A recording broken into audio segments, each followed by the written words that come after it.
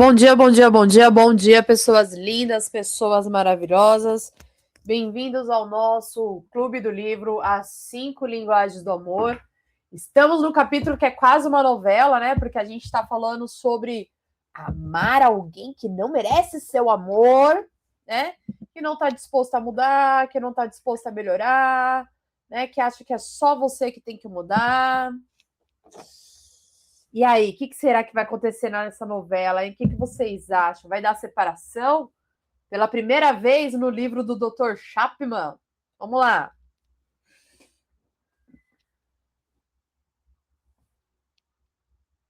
Então, nós paramos em não tenho qualquer dificuldade. Você que possui os problemas. Na mente dele, ele estava certo e ela errada. E isso era simples. A gente está na página 125, tá, gente?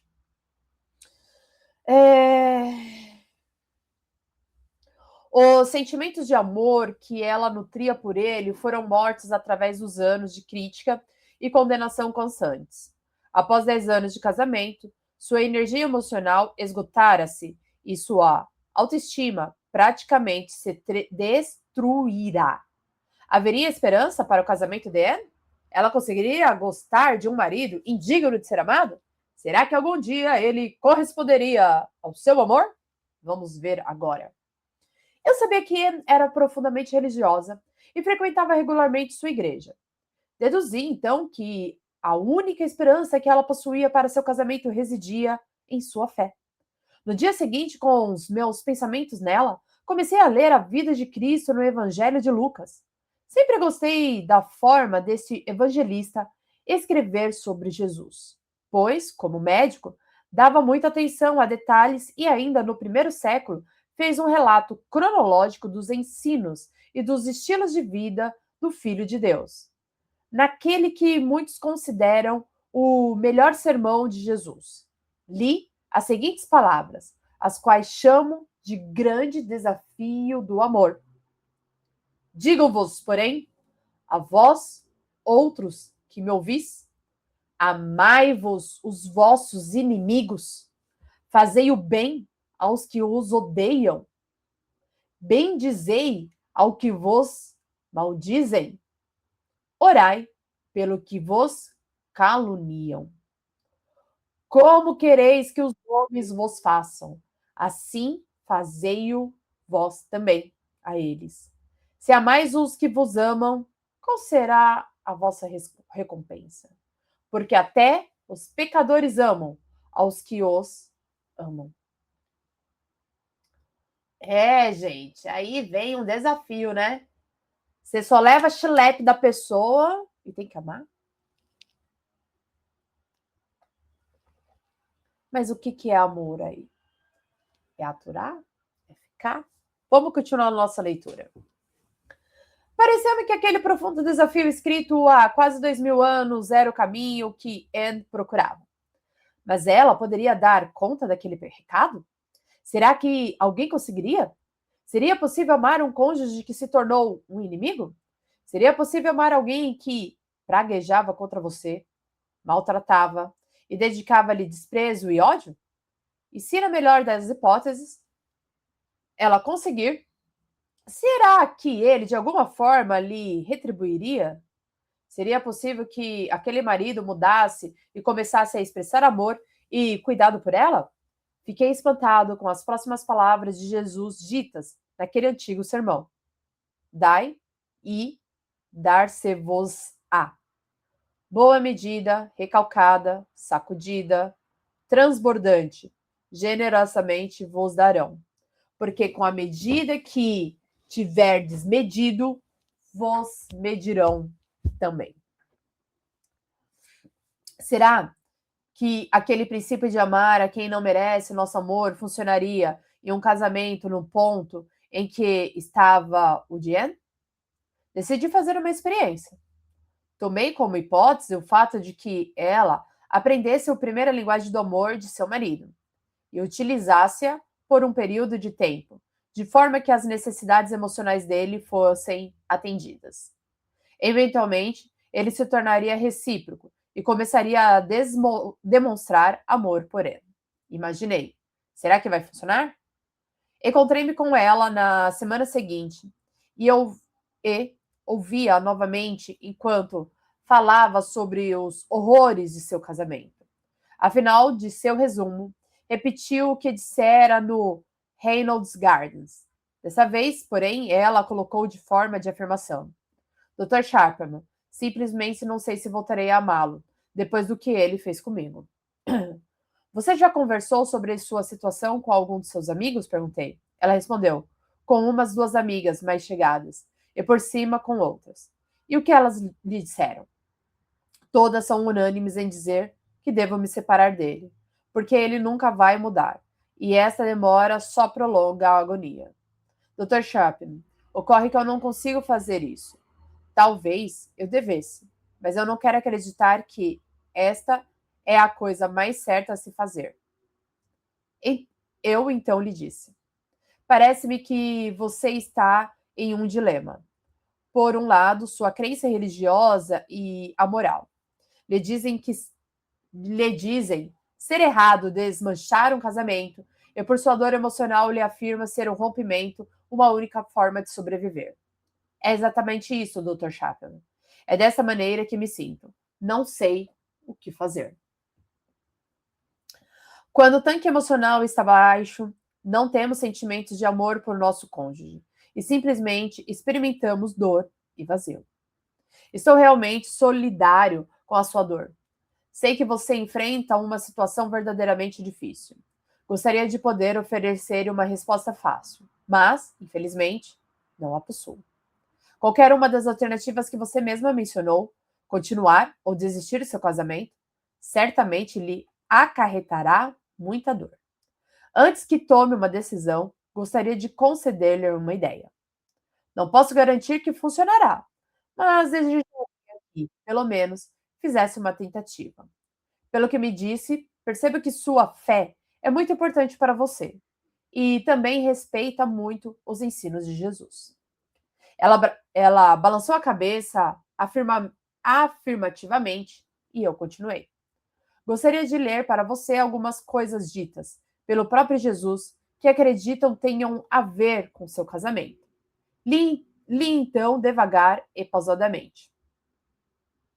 Digo-vos, porém, a vós outros que me ouvis, amai os vossos inimigos. Fazei o bem aos que vos odeiam. Bendizei aos que vos maldizem. Orai pelo que vos caluniam. Como quereis que os homens vos façam? Assim fazei-o vós também a eles. Se amais os que vos amam, qual é a vossa recompensa? Porque até os pecadores amam aos que os amam. Essas palavras lembram seu marido? Ele a tem tratado mais como inimiga do que como amiga? Perguntei. Ela balançou a cabeça afirmativamente. Ele já praguejou contra você? Muitas vezes. Ele já a maltratou? Sempre o faz. Ele já expressou que a odeia? Sim. E, se você concordar, gostaria de tentar uma coisa. Desejaria ver o que aconteceria se aplicássemos esse princípio em seu casamento. Deixe-me explicar melhor. Comecei a explicar a Anne o conceito do tanque emocional e o fato de que, quando ele está baixo, como o dela se encontrava, não temos sentimentos de amor por nosso cônjuge e simplesmente experimentamos dor e vazio. Esse amor é uma da. Peraí, gente.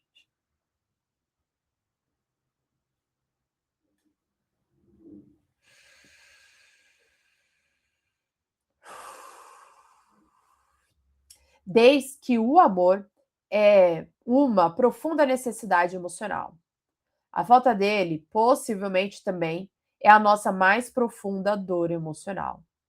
Disse-lhe então que, se pudéssemos aprender a falar a primeira linguagem do amor, um do outro, a necessidade emocional estaria suprida e sentimentos positivos seriam novamente gerados.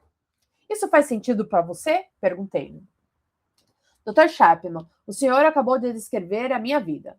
Nunca antes enxerguei de forma tão clara. Apaixonamo-nos antes de nos casarmos. Não muito tempo depois de nosso casamento, caímos das nuvens e nunca aprendemos a falar a linguagem do amor um do outro. Meu tanque está vazio há anos. Estou certa que o dele também.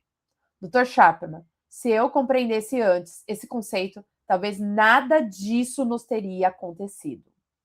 Não podemos voltar no tempo, Anne. Tudo o que podemos tentar é fazer o futuro diferente. Gostaria de propor-lhe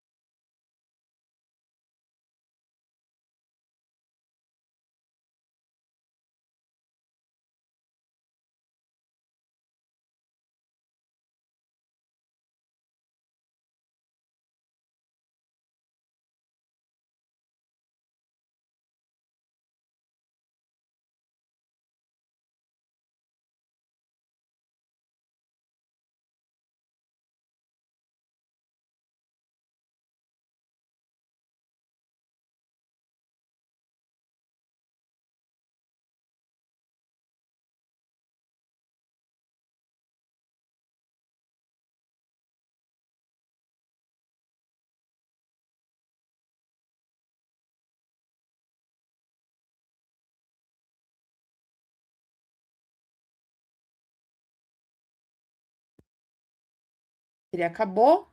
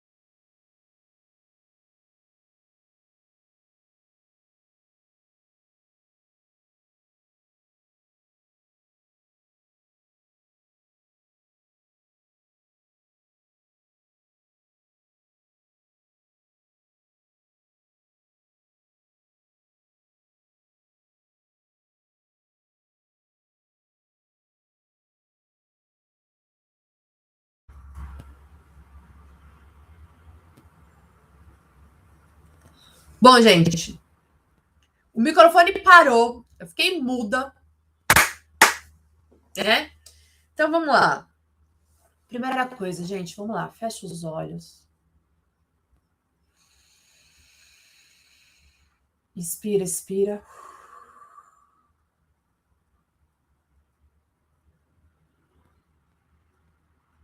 E você vai ver agora uma luz branca perolescente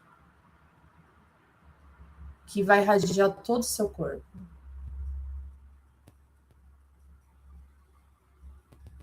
E essa luz branca perolescente vai girando as moléculas da sua mente, sua coluna,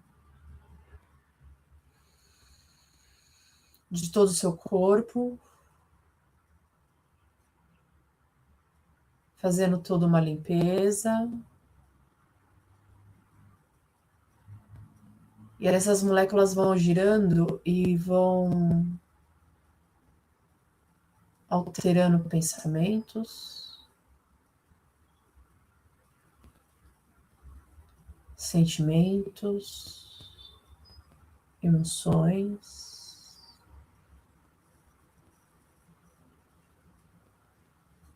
Se vier um pensamento à sua mente, a quem pertence isso, eu devolvo o remetente com consciência anexada.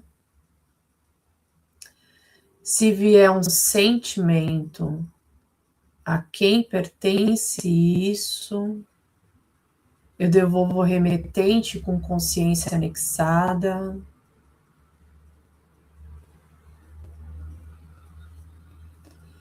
Em todas as dimensões, vidas, nessa vida e outras vidas, todas as mulheres antepassadas de minha geração, mulheres que eu ainda nem conheci,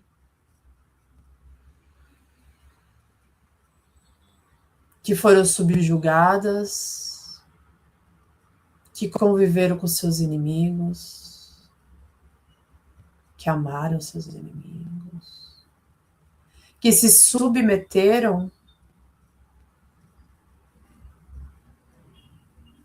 Eu reconheço o lugar de todas vocês.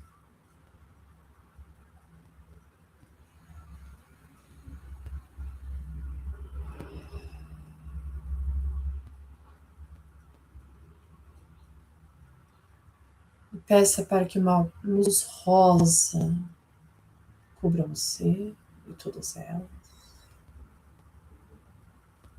girando as moléculas, curando feridas, curando. Vocês passaram por tudo isso.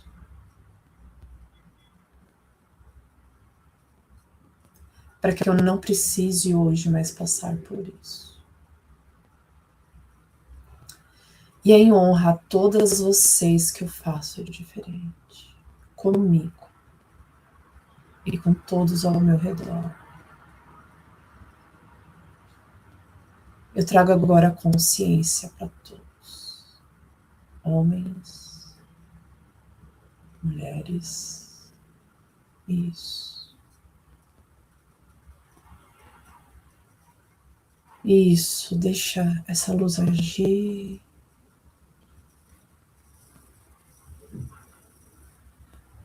E tudo que eu não me permita eu ser a consciência no relacionamento, comigo e com todos os ao meu redor, eu destruo e descrio agora. Todos os pactos, juras, compromissos de separação, de ódio,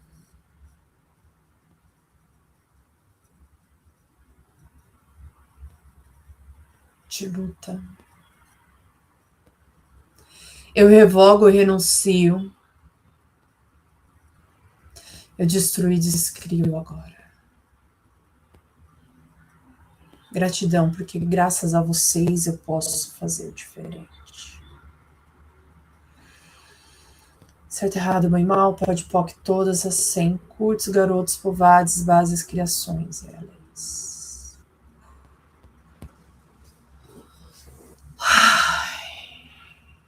Inspirando, expirando, voltando para aqui, para agora.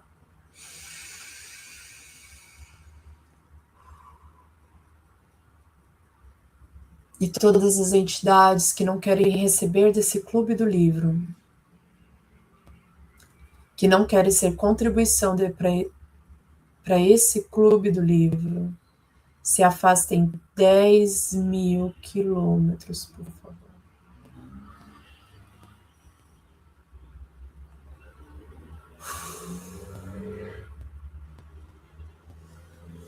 Vamos lá, gente. O microfone ficou mudo várias vezes, né? Ok. Então, vou falar um resumão. O que acontece? No capítulo 12 aqui, né? A gente começou a falar sobre amar quem não merece o amor, né? Cadê aqui? O título bonitinho. Amando a quem não merece o nosso amor. E aqui nesse capítulo, o Dr. Chapman, ele encontra uma cliente dele, e essa cliente dele faz uma pergunta se pode amar alguém que se odeia tanto, seu inimigo. E aí, na sessão, ele pega e propõe para ela um exercício, um desafio, que seria durante 6 meses ela atender a linguagem do amor do marido, mesmo ele sendo o inimigo dela hoje, né? Já que ela tinha essa dualidade dentro dela. Eu sigo a minha religião e continuo convivendo com o meu inimigo, ou eu me separo dele porque ele nunca vai mudar. Ele fala, vamos fazer um experimento? Durante 6 meses, enche o tanque dele de amor, né? Você vai amar o seu inimigo. Aí ele lê a passagem bíblica, você vai amar o seu inimigo. Pode ser que seu inimigo mude e comece a atender a sua linguagem do amor. E ela fala o que ela gostaria que ele fizesse para ela. Ele fala, é desafiante, né? Mas é um exercício. São 6 meses. Você topa? E aí ela fala que topa, né? E aí ela fala que ela descobre que eles nunca falaram a mesma linguagem do amor em todo o tempo de casamento.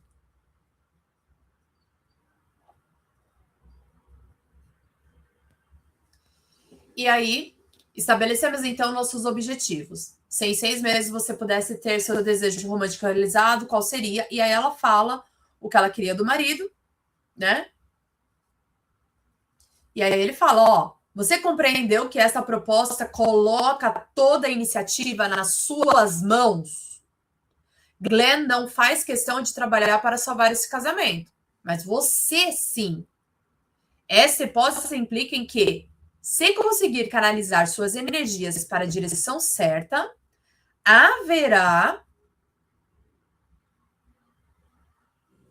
grandes possibilidades de que seu esposo venha a lhe corresponder.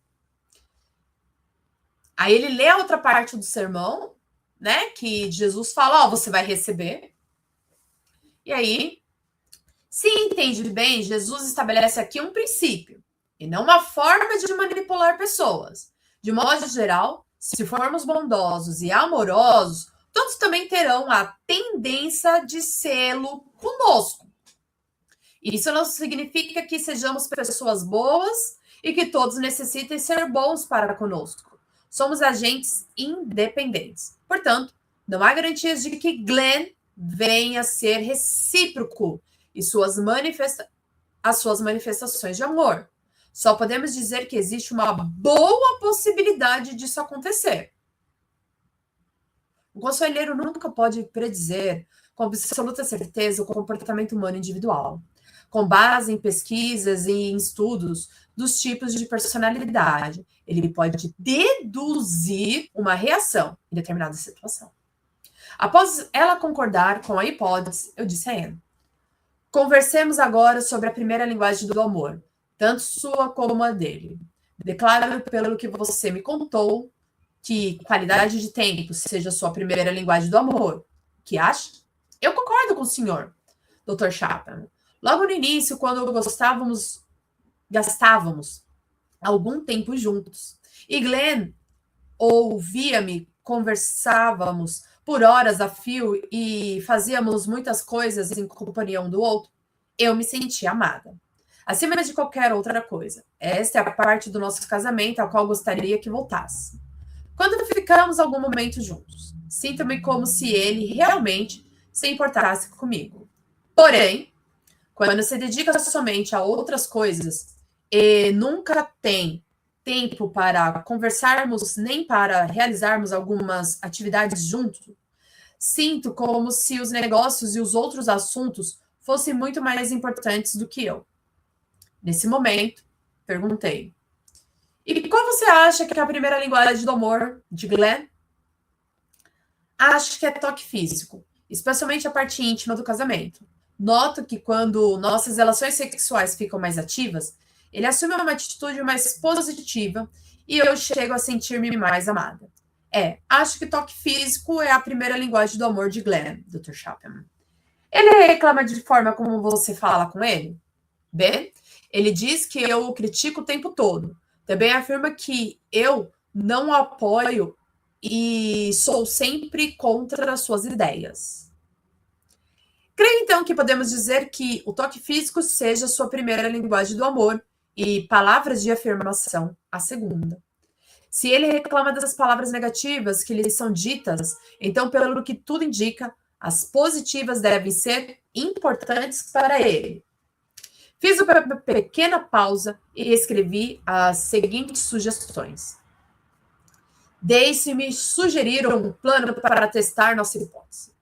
Que tal você chegar em casa e dizer, Glenn, tenho pensado muito sobre nós e quero que você saiba que eu gostaria de ser a melhor esposa do mundo. Então, se tiver alguma sugestão de como eu posso melhorar como companheira, gostaria de saber isso agora e quero dizer-lhe que estou aberta para isso. Você pode me declarar agora ou então pensar um pouco e dar-me sua opinião depois. Gostaria, porém, que soubesse dessa minha decisão de ser a melhor esposa do mundo. Seja qual for a resposta dada, negativa ou positiva, aceite simplesmente como uma informação. Esta colocação mostrará a ele que algo diferente está para acontecer no relacionamento entre vocês dois. Em seguida, continuei com base em sua opinião de que a primeira linguagem do amor de Glenn é toque físico. Em minha suposição de que a segunda seja palavras de afirmação. Focalizei sua atenção nessas duas áreas por um mês. Se Glenn conceder-lhe uma sugestão do que você deve fazer para ser uma melhor esposa, aceite essa informação e insira em seu plano. Procure traços positivos nele e manifeste apreciação por eles. Neste meio tempo, pare com as críticas. Se neste mês você tiver motivos para reclamar, escreva-os em suas cadernetas de anotações, ao invés de dizer qualquer coisa a Glenn. E finalmente concluí. Tome mais iniciativa em tocá-lo fisicamente e também no envolvimento sexual. Surpreenda-o e seja mais agressiva, não simplesmente para corresponder às investidas dele. Coloque um alvo de, nas primeiras 2 semanas, ter relações sexuais pelo menos uma vez a cada 7 dias, e nas 2 seguintes, 2 vezes em cada semana. E me contaram que durante os últimos 6 meses, ela e Glenn tiveram somente 1 ou 2 relações sexuais. Imaginei que esse tipo de plano tiraria as coisas do marasmo em que se encontravam em menos tempo. Se você afirmar ter sentimentos que não nutre, isso é hipocrisia. Porém, expressar um ato de amor em benefício ou para o prazer de outra pessoa é um ato de escolha. E, então, diz: Dr. Sharperman, isso será realmente difícil. É quase impossível corresponder-me sexualmente com ele, pois ignora-me o tempo todo. Sinto-me usada e não amada em nossas relações sexuais. Ele me trata como se eu fosse totalmente insignificante em outras áreas, e de repente quer ir para a cama e usar meu corpo. Magoou-me muito com isso, e essa deve ser a razão de termos tão pouco envolvimento sexual nos últimos anos. Respondi então a Anne com real compreensão pelo que ela passava. E eu vou parar por aqui. Essa novela vai ter que continuar amanhã, às 8 horas da manhã. Beijo, pessoal. E tchau, tchau.